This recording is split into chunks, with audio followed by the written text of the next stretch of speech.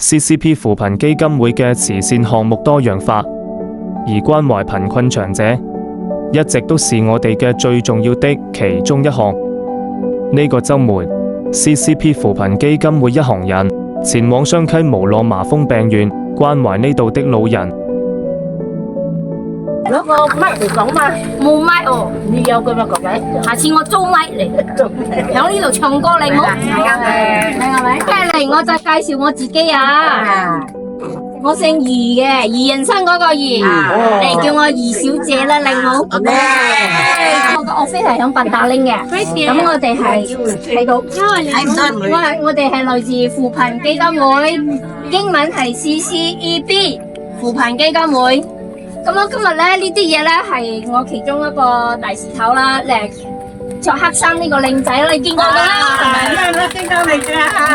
唔該晒，你都見過佢啊？大事頭，LV 靚仔，呢個又係我事頭，呢個叫麥德靚仔。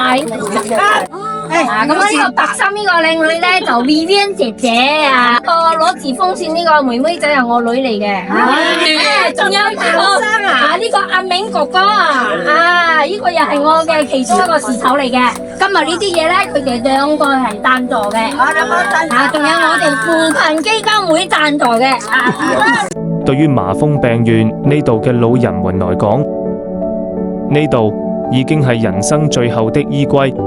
好少人知道呢啲白髮蒼蒼、行動緩慢的老人，當年也曾是年輕人。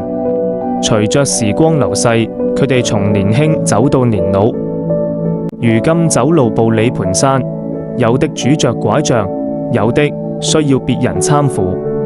這一天 ，CCP 扶貧基金會為佢哋準備了簡單的物資，餅乾、麥片、咖啡和雞蛋。也請了佢哋食一頓雞飯，一份平凡的雞飯，卻是佢哋難得可以食到的美味。當我攙扶着呢位老人家時，心裏湧上一種講不出的無奈與難過。那一刻，我深深感受到，原來自己係如此的簡單幸福。至今，仍有部分老人長期居住在醫院的舊式病房裏，病房係佢哋的家，也係佢哋人生最後的歸處。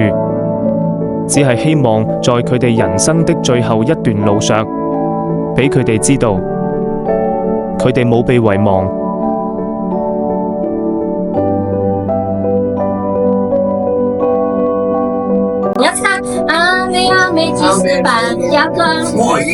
我一见你就讨厌，再见你更伤心。你要带我走，我要跟你把命拼。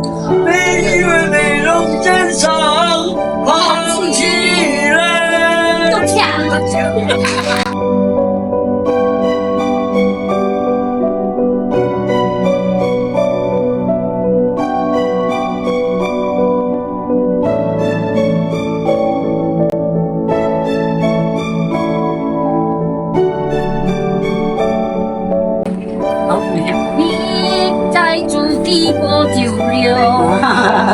谢谢你了。啊，不客气。